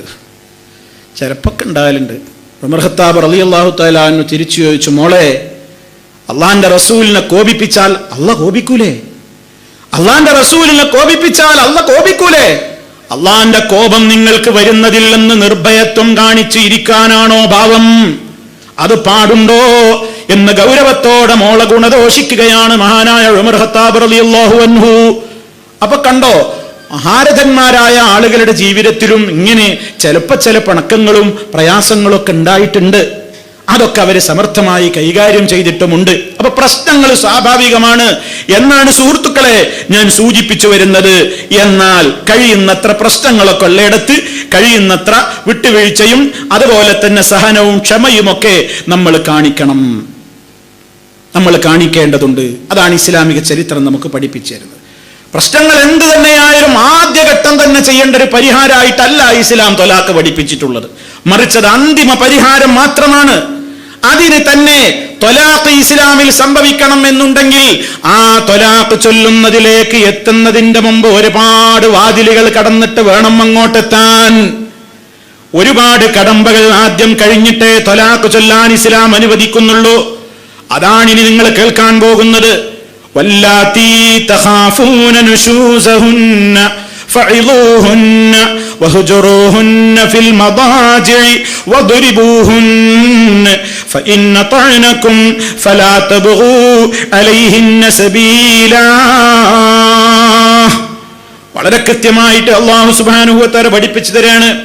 വല്ലാത്തി തഖാഫൂന നുശൂസഹുന്ന, പിണക്കം ഭയപ്പെടുന്ന ആളുകൾ, പുരുഷന്മാരെ, നിങ്ങൾ ഏതെങ്കിലും പുരുഷന്മാര് സ്ത്രീകളിൽ നിന്ന് പിണക്കത്തെ ഭയപ്പെടുന്നുവെങ്കിൽ, അഥവാ അങ്ങനെ സ്ത്രീകളുടെ ഭാഗത്ത് നിന്ന് അനുസരണക്കേടോ അതുപോലെയുള്ള പിണക്കത്തിനു നിമിത്തമാകുന്ന കാര്യങ്ങളോ വന്നാൽ ഉടനെ അവളെ മൊഴി ചൊല്ലിക്കോ എന്നാണോ ഇസ്ലാം പറയുന്നത്? മറിച്ച് ഒന്നാമതായി ചെയ്യേണ്ടുന്ന പരിഹാര മാർഗം എന്താണ്? ഫഇളൂഹുന്ന, നിങ്ങൾ അവരെ ഉപദേശിക്കണം. അതാണ് ആദ്യത്തെ കടമ്പ. ഫഇളൂഹുന്ന, ഇസ്ലാം പറയുന്നു ഫഇളൂഹുന്ന, നിങ്ങൾ അവരെ ഉപദേശിക്കണം. ആദ്യം അതാ വേണ്ടത്. ഒരു പ്രശ്നം ഉണ്ടായിക്കഴിഞ്ഞാൽ അതൊന്നും ആരും അറിയാൻ പാടില്ല. ഭാര്യയും ഭർത്താവും മാത്രമേ അറിയാൻ പാടുള്ളൂ. പ്രശ്നങ്ങൾ ഒരാൾ അറിയിക്കാൻ പാടില്ല. അതൊക്കെ അറിയിക്കണമെങ്കിൽ ഇനി ഒരുപാട് കടമ്പ വേറെ കിടക്കാണ്ട്. അപ്പോഴേ പുറത്തറിയിക്കാൻ പാടുള്ളൂ, അപ്പോഴേ മറ്റൊരാൾ അറിയാൻ പാടുള്ളൂ. എത്ര സുന്ദരമാണ് ഇസ്ലാമിന്റെ നിയമങ്ങൾ. പക്ഷെ മുസ്ലിമീങ്ങൾ പോലും പാലിക്കാതെയും അറിവില്ലായ്മ കൊണ്ട് അതാ ശ്രദ്ധിക്കാതെയും പോയല്ലോ എന്ന സങ്കടം നമ്മൾ മനസ്സിലാക്കണം. അല്ലാഹു പറയണം, അങ്ങനെ പിണക്കമുണ്ടായി കഴിഞ്ഞാൽ നിങ്ങൾ എന്ത് വേണം? ഫഇളൂഹുന്ന, ഒന്നാമത്തെ പടി എന്താണ്? ഫഇളൂഹുന്ന, നിങ്ങൾ അവരെ ഉപദേശിക്കണം. അള്ളാഹുവിന്റെ കിതാബിലെ ആയത്തുകളും നബി സല്ലല്ലാഹു അലൈഹി വസല്ലമിന്റെ വചനങ്ങളും ഒക്കെ പറഞ്ഞു കൊടുത്ത് ഒരു സ്ത്രീക്ക് തൻ്റെ ഭർത്താവിനോടുള്ള കടമകൾ എന്തൊക്കെയാണ്, നല്ല രൂപത്തിലുള്ള ബന്ധം നമ്മൾ മുന്നോട്ട് കൊണ്ടുപോകണം. അത് ഏറ്റവും നമ്മുടെ അത്യാവശ്യമാണ്. നമുക്ക് കുട്ടികളുണ്ടല്ലോ, നമ്മുടെ ജീവിതത്തിൽ ത്വലാഖ് വന്നു പോയി കഴിഞ്ഞാൽ ഒരുപാട് പ്രയാസങ്ങളല്ലേ വരാൻ പോകുന്നത്. അതുകൊണ്ടൊക്കെ ഒരുപാട് ബുദ്ധിമുട്ടുകളല്ലേ വരിക. നമുക്ക് രണ്ടാൾക്കും അത് ഗുണം ചെയ്യില്ലല്ലോ. പ്രത്യേകിച്ച് ഒരു സ്ത്രീയെ സംബന്ധിച്ചിടത്തോളം കൂടുതൽ അത് പ്രശ്നങ്ങളല്ലേ. അതുകൊണ്ട് നീ ഇങ്ങനെയൊന്നും ആയാ പോരാ, ഇങ്ങനെ നീ ആയി തീരരുത്, നിന്റെ സ്വഭാവത്തിൽ നീ ഒരു മാറ്റം വരുത്തണം, ഈ രൂപത്തിലുള്ള ഇടപെടലുകൾ ഇനി ഉണ്ടാകരുത് എന്നിങ്ങനെ അവരുടെ ഹൃദയത്തിൽ തട്ടുന്ന നിലക്ക് ഏതൊക്കെ നിലക്കുള്ള ഉപദേശ നിർദ്ദേശങ്ങൾ നമുക്ക് നൽകാൻ കഴിയുമോ ആ നിലക്കുള്ള ഉപദേശ നിർദ്ദേശങ്ങൾ നിങ്ങൾ അവർക്ക് നൽകിക്കൊണ്ടിരിക്കണം. ഒന്നാമത്തെ മാർഗതാണ്. ആ ഉപദേശം വളരെ കൃത്യമായി സ്നേഹത്തോടെ ഉപദേശിക്കുക. അത് ഉപദേശിക്കുമ്പോൾ അങ്ങനെ, നമ്മുടെ നാട്ടിലൊക്കെ അങ്ങനെയാണ്, ഉപദേശിക്കുമ്പോൾ അയലോകാരൊക്കെ അറിയും, അയൽവാസികൾ അറിയും, നാട്ടുകാരറിയും. മുറ്റത്തൊക്കെ ഇറങ്ങി നിന്നിട്ടാ ഉപദേശിക്കുക. മുറ്റത്ത് ഇറങ്ങി നിന്നിട്ട് അകത്തേക്ക് ഉപദേശം കൊടുക്കല്ല. ഇതൊന്നും ആരും അറിയാൻ പാടില്ല. അതൊക്കെ വളരെ സ്വകാര്യമായിട്ടാണ് കൈകാര്യം ചെയ്യേണ്ടത്. ഉപദേശമൊക്കെ വളരെ സ്നേഹത്തോടെ നസീഹത്തോടെ പറഞ്ഞു കൊടുക്കുക, വളരെ സ്നേഹത്തോടെ പറഞ്ഞു കൊടുക്കുക. അല്ലെങ്കിൽ ഒന്ന് ആലോചിച്ച് നോക്ക് എന്നൊക്കെ പറഞ്ഞ് വളരെ ഗൗരവത്തോടെ, പിരിയാൻ എളുപ്പല്ലേ, നമ്മൾ ചിന്തിക്കണ്ടേ, ആലോചിക്കണ്ടേ എന്നൊക്കെ പറഞ്ഞ് എങ്ങനെയൊക്കെ ഏതെല്ലാം രൂപത്തിൽ കൃത്യമായി തന്മയത്വത്തോടെ ഗുണകാംക്ഷ മനസ്ഥിതിയോടുകൂടെ ഉപദേശിക്കാൻ കഴിയുമോ അങ്ങനെ ഉപദേശിക്കണം. ശരി, അതുകൊണ്ട് ഒരു പക്ഷേ നന്നാവാം, പിണക്കം തീരാം, പ്രശ്നങ്ങൾ അവസാനിക്കാം. എന്നാൽ ഉപദേശം ഫലപ്പെട്ടില്ലെങ്കിലോ ഇസ്ലാം പറയണം എന്നാ പിന്നെ നീ തൊലാഖ് ചൊല്ലിക്കോ. അങ്ങനെയാണോ പറഞ്ഞത്? അല്ല. ആ മാർഗം കൊണ്ട് കാര്യം പരിഹരിക്കപ്പെട്ടില്ലെങ്കിൽ രണ്ടാമത്തെ കടമ്പ ഇസ്ലാം പറയുന്നു, വഹ്ജുറൂഹുന്ന ഫിൽ മദാജിഇ, നിങ്ങൾ അവരെ കിടപ്പ് സ്ഥാനങ്ങളിൽ നിന്ന് മാറ്റിക്കിടത്തുവീൻ, നിങ്ങൾ അവരെ വെടിയുവീൻ, ഫിൽ മദാജിഇ, ശയനസ്ഥാനത്ത് നിന്ന്. ഒരുമിച്ചാണല്ലോ ദമ്പതികൾ, ഒരേ സ്ഥലത്താണല്ലോ, ഒരു ബെഡിലാണല്ലോ അവർ ഉറങ്ങുക. ഒരു പുരുഷനെ സംബന്ധിച്ചിടത്തോളം തൻ്റെ ഇണയോടുള്ള സ്നേഹം, ഒരു സ്ത്രീയെ സംബന്ധിച്ചിടത്തോളം തനിക്ക് തൻ്റെ പുരുഷനെ ആവശ്യമുള്ള ഘട്ടം അത് അവരുടെ ശയന സമയത്ത് തന്നെയാണല്ലോ. അതുകൊണ്ട് തന്നെ ഇസ്ലാം പറയുന്ന ഒരു മനഃശാസ്ത്ര ചികിത്സയാണത്. ഒരുവിധം പ്രശ്നങ്ങളൊക്കെ അതുകൊണ്ട് പരിഹൃതമായിക്കൊള്ളും. അതെന്താണ്? തന്നെ എപ്പോഴും ആഗ്രഹത്തോടുകൂടി തന്നെ നോക്കിയിരുന്ന, തന്നെ പ്രാപിച്ചിരുന്ന തൻ്റെ പ്രിയപ്പെട്ടവന് തന്നെ ഇപ്പോൾ വേണ്ടെന്നായിട്ടുണ്ട് എന്ന് ഒരു സ്ത്രീക്ക് തോന്നിക്കഴിഞ്ഞാൽ അതൊരു ചികിത്സ തന്നെയാണ്. അതൊരു ചികിത്സ തന്നെയാണ്. തന്നെ തലോടിയിരുന്ന, തന്നെ പ്രാപിച്ചിരുന്ന, തന്നോട് സ്നേഹത്തിന്റെ വാക്കുകൾ പറഞ്ഞിരുന്നയാളിപ്പോൾ എന്നോടിതാ അകലം പ്രാപിക്കുന്നു, മാറിക്കിടക്കുന്നു, എന്നെ മാറ്റിക്കിടത്തുന്നു, തിരിഞ്ഞു കിടക്കുന്നു, ആ രൂപത്തിൽ വ്യത്യസ്തമായ ഒരു പ്രതികരണം ഉണ്ടാകുന്നു എന്ന് വരുമ്പോൾ സ്വാഭാവികമായും പല പ്രശ്നങ്ങളും അതിലൂടെ തന്നെ പരിഹൃതമാകും. അത് ഇസ്ലാം നടത്തിയിട്ടുള്ള ഒരു മാനസികമായ, മനഃശാസ്ത്രപരമായ ഒരു ചികിത്സയാണ്. അതൊക്കെ എവിടെയാ? അവനവന്റെ ബെഡ്റൂമിലാ ഇതൊക്കെ കേട്ടോ. ഇതും ചിന്തിക്കണം. അവളെ നാട്ടുകാരും വീട്ടിലുള്ള മറ്റു അംഗങ്ങളൊക്കെ കാണുന്നിടത്ത് കോണിക്കൂട്ടിൽ അവിടെ പോയി കിടന്നോ, അവിടെ പിന്നെ ഡൈനിങ് ഹാളിൽ പോയി കിടന്നോ ഒരു പായ വിരിച്ചിട്ട്. എൻ്റെ അടുത്ത് പറ്റൂല എന്ന് പറഞ്ഞാൽ വീട്ടുകാരറിഞ്ഞില്ലേ, വീട്ടിലുള്ളവരറിഞ്ഞില്ലേ? വീട്ടിൽ ആരും ഇല്ലെങ്കിലൊക്കെ ചിലപ്പോൾ അങ്ങനെ ആവാം. ആരുമില്ല, അറിയുന്നൊന്നുമില്ലെങ്കിൽ വേറെ റൂമിൽ. ഇതല്ല, അവനവന്റെ റൂമിൽ ഒരാളും അറിയാതെ അവരവരുടെ റൂമിൽ വെച്ച് ചെയ്യേണ്ടുന്ന ശിക്ഷണ നടപടിയാണിത്. രണ്ടാമത്തത് കിടപ്പറയിൽ നിന്ന് മാറ്റിക്കിടത്തുക, അവളെ ശയന സമയത്ത് വേണ്ട ഒഴിച്ച് മാറ്റിക്കിടത്തുക. അതോടുകൂടെ പ്രശ്നം പരിഹൃതമാകും. രണ്ടാമത്തെ ഘട്ടാണ് കേട്ടോ. ആ മാർഗവും ഫലപ്രദമായില്ലെങ്കിലോ എന്നാ പിന്നെ ത്വലാഖ് ചൊല്ലിക്കോ. അങ്ങനെയുണ്ടോ ഇസ്ലാമിൽ? ഇല്ല. അതുകൊണ്ടും തീർന്നിട്ടില്ല. മൂന്നാമത്തെ മാർഗം ഇസ്ലാം സ്വീകരിക്കുന്നു. വദ്രിബൂഹുന്ന, എങ്കിൽ നിങ്ങൾ അവരെ അടിക്കുവീൻ. അതാണ് മൂന്നാമത്തത്, ശിക്ഷാ നടപടിക്രമം. ശിക്ഷാ നടപടി സ്വീകരിക്കുക. അതെന്താ വദ്രിബൂഹുന്ന? കണ്ടോ, ഇതന്നെ ഞങ്ങൾ പറയണത്. ഇസ്ലാം എന്ന് പറഞ്ഞാൽ സ്ത്രീ വിരോധത്തിന്റെ മതാണ്. കണ്ടോ, ഖുർആനിലില്ലേ വദ്രിബൂഹുന്ന, പെണ്ണുങ്ങളെ അടിച്ചോളാൻ പറഞ്ഞിട്ടില്ലേ? അപ്പൊ അടിക്കാൻ പറഞ്ഞ മതല്ലേ, പെണ്ണിനെ അടിക്കാൻ പറഞ്ഞ മതല്ലേ ഇസ്ലാം എന്നാണ്. അതൊക്കെ വിശദീകരിക്കുന്നിടത്ത് ചില വിശദീകരണങ്ങളൊക്കെ നമുക്ക് കാണാൻ സാധിക്കും. നമ്മളില്ല മുണ്ടോട്ട് ടവലോണ്ടൊക്കെ ഒരു അടി എന്നൊക്കെ പറയില്ലേ, അതേപോലെ ചിലയിടത്തൊക്കെ തഫ്സീറുകൾ കാണാം നമ്മളെ മിസ്വാക്ക് കൊണ്ടൊക്കെ ഒരു അടി, ബ്രഷ് കൊണ്ടൊക്കെ ഒരു അടി എന്നൊക്കെ പറയണേ. ഇഷ്ടപ്പെട്ടവന്റെ കയ്യിൽ നിന്ന് കിട്ടുന്ന ചെറിയ ഒരു പിച്ചും നുള്ളും ഒരു ചൊട്ടും ഒക്കെ തന്നെ മതി സ്നേഹമുള്ള ഒരു പെണ്ണിന് പരിഹാരമാവാൻ. അത് അടിക്കണം എന്ന് പറഞ്ഞിടത്ത് നബി സല്ലല്ലാഹു അലൈഹി വസല്ലം, ആ നബി സല്ലല്ലാഹു അലൈഹി വസല്ലം തന്നെയാ പറഞ്ഞത്, ലാ തദ്രിബൂ ഇമാ അല്ലാഹ്, അള്ളാഹുവിന്റെ അടിമകളെ നിങ്ങൾ തല്ലാൻ പാടില്ല, നിങ്ങൾ അടിക്കരുതേ, അടിക്കരുതേ എന്ന് ഇസ്ലാം പഠിപ്പിക്കുന്നു. പിന്നെ ഇവിടെ വദ്രിബൂഹുന്ന എന്ന് പറഞ്ഞത് എന്താ? അതാണ് പരിശുദ്ധ ഖുർആനിലെ ആയത്തിന് നബി സല്ലല്ലാഹു അലൈഹി വസല്ലമാണ് വ്യാഖ്യാനം നൽകേണ്ടത്. അവിടുന്ന് വ്യാഖ്യാനിച്ചു, ലർബൻ ഗൈറ മുബർറഹിൻ, മുറിവാകാത്ത അടിയാണ് അടിക്കേണ്ടത്. മുറിവും പരിക്കൊന്നും ഏൽക്കാൻ പാടില്ല. ഒരു നിലക്കുള്ള പ്രയാസങ്ങളുള്ള ആ നിലക്ക് ഒരു വേദനിപ്പിക്കാനല്ല, അത് ശാരീരികമായി അടിച്ച് തൂഫാനാക്കുന്ന അടിയൊന്നുമല്ല. കണ്ണ് പൊട്ടി അല്ലെങ്കിൽ കാത് പൊട്ടി ആ രൂപത്തിൽ അങ്ങനെയുള്ള അടിയല്ല. പ്രത്യേകിച്ച് പറഞ്ഞു, നിങ്ങൾ മുഖത്തടിക്കരുത്, മുഖത്തടിക്കരുത് എന്ന് പ്രത്യേകം പറഞ്ഞു. അവരെ തെറി വിളിക്കരുത് എന്ന് പറഞ്ഞു, ചീത്ത വിളിക്കരുത് എന്ന് പറഞ്ഞു. അതൊക്കെ അവിടെ ഇസ്ലാമിന്റെ നിയമങ്ങളാണ് സഹോദരന്മാരെ. ആ അടിയുടെ കാര്യം പറഞ്ഞിടത്ത് അതൊരു പരിക്കേൽപ്പിക്കാനോ അല്ലെങ്കിൽ അവരെ വേദന കൊണ്ട് പൊളഞ്ഞ് ഇടങ്ങേറാക്കുവാനോ അല്ല. മാനസികമായി അവരുടെ മനസ്സിൽ ഇതാ വെറുപ്പിന്റെ അങ്ങേ തലയിലേക്ക് നീങ്ങാൻ പോവുകയാണ്, പ്രതിസന്ധികൾ രൂക്ഷമാവുകയാണ് എന്ന് മനസ്സിലാക്കി കൊടുത്തുകൊണ്ടുള്ള മൂന്നാമത്തെ മാർഗമാണ് ഇസ്ലാം. അത് നമുക്ക് പഠിപ്പിച്ചു തന്നത്. ഇങ്ങനെ 3 മാർഗം കഴിഞ്ഞു. ഉപദേശിച്ചു, നന്നായില്ല. കിടപ്പറയിൽ നിന്ന് വെടിഞ്ഞു, നന്നായില്ല. ചെറിയ തോതിലുള്ള അടി കൊടുത്തു, നന്നായില്ല. എന്നാ പിന്നെ ത്വലാഖ് ചൊല്ലിക്കോ. ഇസ്ലാം അപ്പോഴും പറഞ്ഞില്ല. നോക്കൂ നിങ്ങൾ, എത്ര കൃത്യമായിട്ടാണ് ആ ബന്ധം പിടിച്ചു നിർത്താൻ ഇസ്ലാം പരമാവധി പരിശ്രമിക്കുന്നത്. ആ ബന്ധം ഉലയാതെ നിലനിർത്താനാണ് ഇസ്ലാം നോക്കുന്നത്. ഇനി എന്താ പറയുന്നത്? ഇതുകൊണ്ടും പ്രശ്നം പരിഹാരത്തിലെത്തിയിട്ടില്ലെങ്കിൽ ഇസ്ലാം പറയുന്നു, ഇനി നിങ്ങൾ രഹസ്യമാക്കണ്ട, ഇനി പരസ്യമാക്കാനായി. ഇതുവരെ ഭാര്യയും ഭർത്താവും മാത്രമേ അറിയുള്ളൂ. ഈ കാര്യങ്ങളൊക്കെ അവരെ അറിഞ്ഞുള്ളൂ. ഉപദേശിച്ചപ്പോൾ ആരും കേട്ടിട്ടില്ല. കിടപ്പറ വെടിഞ്ഞത് ആരും അറിഞ്ഞിട്ടില്ല. ചെറിയ ശിക്ഷാ നടപടി സ്വീകരിച്ചതും ആരും അറിഞ്ഞില്ല. അതൊക്കെ ഒന്നും ഫലപ്രദമായില്ലെങ്കിൽ ഇനി അവരെ കൊണ്ടുള്ള ആ ഒരു പരിഹാരം അവിടെ അവസാനിച്ചു. ഇനി എന്താണ്? ഇനി ഒരു മൂന്നാമനിലേക്ക് കേസ് എത്തിക്കണം. അപ്പോഴും ത്വലാഖ് എല്ലാം പറഞ്ഞില്ല. ത്വലാഖ് ചെല്ലണമെന്നുണ്ടെങ്കിൽ അതിനൊക്കെ ഇനിയും കടമ്പുണ്ട്. അതെന്താ? ഒരു മൂന്നാമൻ, ഇപ്പൊ നിങ്ങൾ രണ്ടാളും മാത്രം ഇതുവരെ കൈകാര്യം ചെയ്ത വിഷയം ഇനി ഒരു കുടുംബത്തിലെ ആളുകളിലേക്ക് ഏൽപ്പിക്കുക, ഒരു മധ്യസ്ഥ സമിതിക്ക് കൊടുക്കുക. അതാണ് പരിശുദ്ധ ഖുർആൻ പറയുന്ന അടുത്ത ഭാഗം.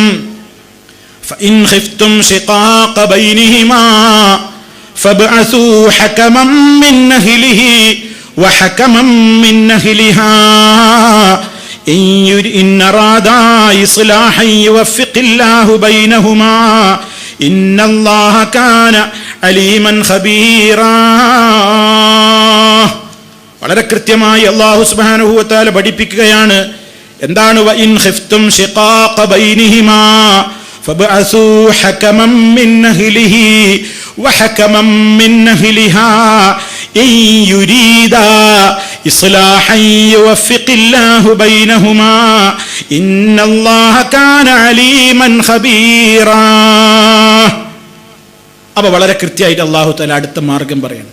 വഇൻ ഖിഫ്തും, ഇനിയും നിങ്ങൾ ഭയപ്പെട്ടാൽ, ശിഖാഖ ബൈനിഹിമാ, അവർക്ക് രണ്ടുപേർക്കും ഇടയിലുള്ള ആ പിളർപ്പ്, അതുപോലെ തന്നെ അവർക്കിടയിലുള്ള അകൽച്ച ഇനിയും ഭയപ്പെടുകയാണെങ്കിൽ, ഫബഅസൂ ഹകമൻ മിൻ അഹ്ലിഹി വഹകമൻ മിൻ അഹ്ലിഹാ, ഫബഅസൂ, നിങ്ങൾ നിയോഗിക്കുവീൻ, ഹകമൻ, ഒരു വിധികർത്താവിനെ, മിൻ അഹ്ലിഹി, അയാളുടെ കുടുംബത്തിൽ നിന്നും, വഹകമൻ മിൻ അഹ്ലിഹാ, അവളുടെ കുടുംബത്തിൽ നിന്നും ഒരു വിധികർത്താവിനെ.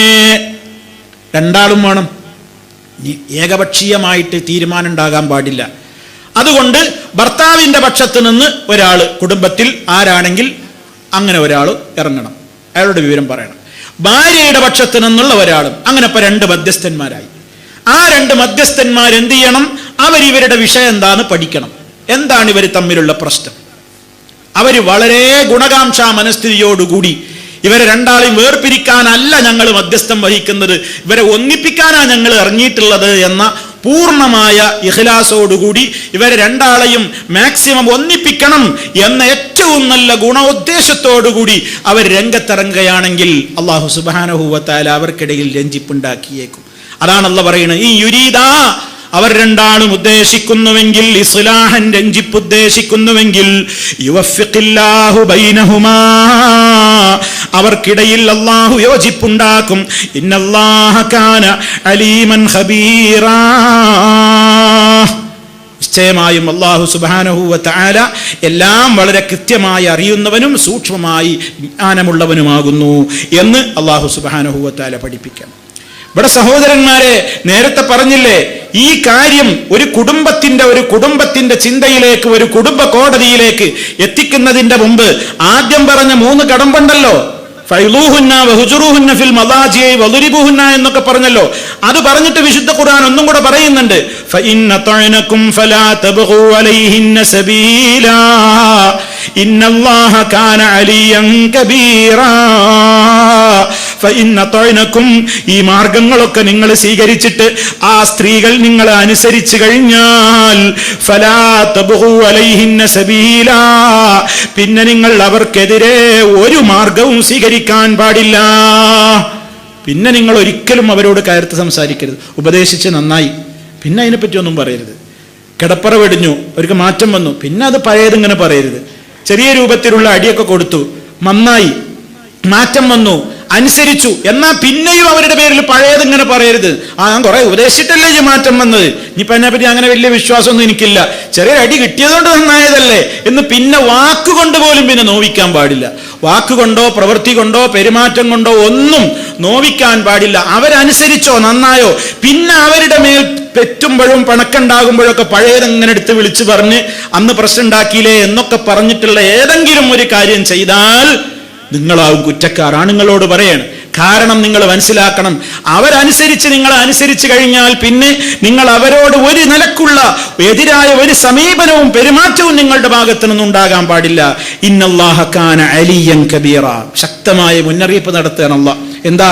ഇന്നല്ലാഹ, നിശ്ചയം അല്ലാഹു കാന അലിയൻ കബീറ, അള്ളയാണ് അത്യുന്നതൻ, അള്ളയാണ് വലിയവൻ. ആണുങ്ങളോട് പറയാണ്.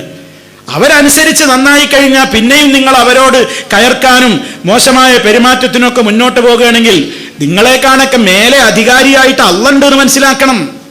അള്ളാഹു അലിയാണ്. ഇപ്പൊ കുടുംബത്തിൽ നിങ്ങൾ ഉന്നതനായിരിക്കും, പക്ഷേ നിങ്ങളുടെയും മീതെ നിങ്ങൾ എന്തെങ്കിലും ചെയ്താൽ നടപടിയെടുക്കാൻ മാത്രം കഴിവുള്ളവനായ ശക്തനും ഉന്നതനും മഹാനുമായ വലിയവനായ റബ്ബുണ്ടെന്ന് ഓർക്കണം എന്നാണ് നിങ്ങൾ ഓർമ്മപ്പെടുത്തി. എത്ര കൃത്യമായ നിർദ്ദേശങ്ങളാണ് ഇസ്ലാം പുരുഷന്മാരോട് നൽകുന്നത്. ഇതുകൊണ്ടൊന്നും പരിഹൃതമായില്ലെങ്കിലാണ് പറഞ്ഞത്, കുടുംബത്തിലെ ഒരു കോടതിക്ക് വിടണം, മധ്യസ്ഥന്മാർക്ക് വിടണം. അവർ പഠിക്കണം എന്താണ് ഇവർ തമ്മിലുള്ള പ്രശ്നം. അങ്ങനെ രണ്ടു കൂട്ടരുടെയും, പെണ്ണിന്റെയും ആണിന്റെയും ഭാഗത്ത് നിന്ന് ഓരോ ആളുകൾ ഈ വിഷയം പഠിച്ച് കാര്യങ്ങൾ മനസ്സിലാക്കിയിട്ട് അവർക്കിടയിൽ രഞ്ജിപ്പിന് വേണ്ടി ശ്രമിക്കണം. അവർക്കിടയിൽ രഞ്ജിപ്പിന് വേണ്ടിയുള്ള എല്ലാ ശ്രമങ്ങളും അവർ നടത്തണം. അവർക്കിടയിൽ അല്ലാഹു സുബ്ഹാനഹു വ തആല യോജിപ്പുണ്ടാക്കിയേക്കാം. കാരണം അള്ളയാണ് അവർ യോജിക്കണോ, യോജിക്കുന്നത് ഖൈറുണ്ടോ ഇല്ലേ എന്നൊക്കെ അറിയുന്ന അലീം അള്ളയാണ്, ഖബീർ അള്ളയാണ്.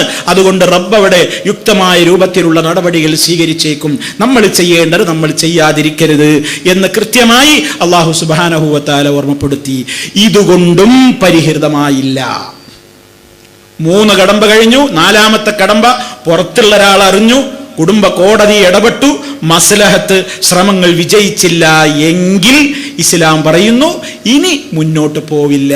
അപ്പോൾ പിന്നെ നിങ്ങൾക്കിനി അങ്ങനെ നീറി നരക ജീവിതം നയിക്കുന്നതിന് പകരം നിങ്ങൾക്ക് പിരിയാം. അവിടെയാണ് ഇസ്ലാം എന്തനുവദിക്കുന്നത്? ത്വലാഖ് അനുവദിക്കുന്നത്. അവിടെ ത്വലാഖ് അനുവദിക്കുമ്പോൾ പോലും ആ ത്വലാഖ് ചൊല്ലുമ്പോൾ പാലിക്കേണ്ടുന്ന വേറെ ചില മര്യാദകൾ ഇനിയും കിടക്കുകയാണ്. ഇനിയുമുണ്ട്. ത്വലാഖ് ചൊല്ലാൻ അവസരമായി. ഇനി ആ ത്വലാഖ് ചൊല്ലണമെങ്കിൽ വേറെ ചില നിയമങ്ങൾ ഇസ്ലാം പഠിപ്പിച്ചിട്ടുണ്ട്. ഇൻഷാ അല്ലാഹ് നമ്മുടെ അടുത്ത അവസരത്തിൽ നമുക്ക് അത് വിവരിക്കാം.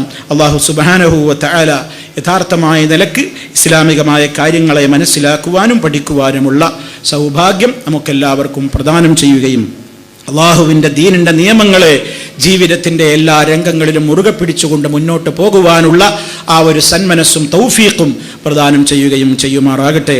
എല്ലാവിധ പ്രയാസങ്ങളിൽ നിന്നും വിഷമങ്ങളിൽ നിന്നും അള്ളാഹു സുബ്ഹാനഹു വ തആല നമുക്ക് മോചനം നൽകുമാറാകട്ടെ. മാരകമായ രോഗങ്ങളിൽ നിന്ന് അള്ളാഹു നമ്മെയും നമ്മുടെ കുടുംബാദികളെയും കാത്തു രക്ഷിക്കുമാറാകട്ടെ. നമ്മിലെ രോഗികൾക്ക് അള്ളാഹു സമ്പൂർണ്ണമായും ശിഫ നൽകുമാറാകട്ടെ. നമ്മിൽ നിന്ന് മരണപ്പെട്ടു പോയ വിശ്വാസികൾക്ക് അള്ളാഹു പൊറുത്തു കൊടുക്കുമാറാകട്ടെ. നമ്മയും അവരെയും അള്ളാഹു അവൻ്റെ സ്വർഗ്ഗലോകത്ത് ഒരുമിച്ച് ചേർക്കുമാറാകട്ടെ. അല്ലാഹുമ്മ റബ്ബന ആതിനാ ഫിദ്ദുനിയ ഹസന വഫിൽ ആഖിറതി ഹസനതൻ വഖിനാ അദാബന്നാർ. اللهم آتنا في الدنيا حسنة وفي الآخرة حسنة وقنا عذاب النار. اللهم اجعل هذا البلد آمنا مطمئنا وسائر بلاد العالمين. ربنا اغفر لنا ولإخواننا الذين سبقونا بالإيمان ولا تجعل في قلوبنا غلا للذين آمنوا ربنا إنك رؤوف رحيم. اللهم توفنا مسلمين والحقنا بالصالحين. اللهم صل على محمد وعلى آل محمد والحمد لله رب العالمين. والسلام عليكم ورحمة الله وبركاته.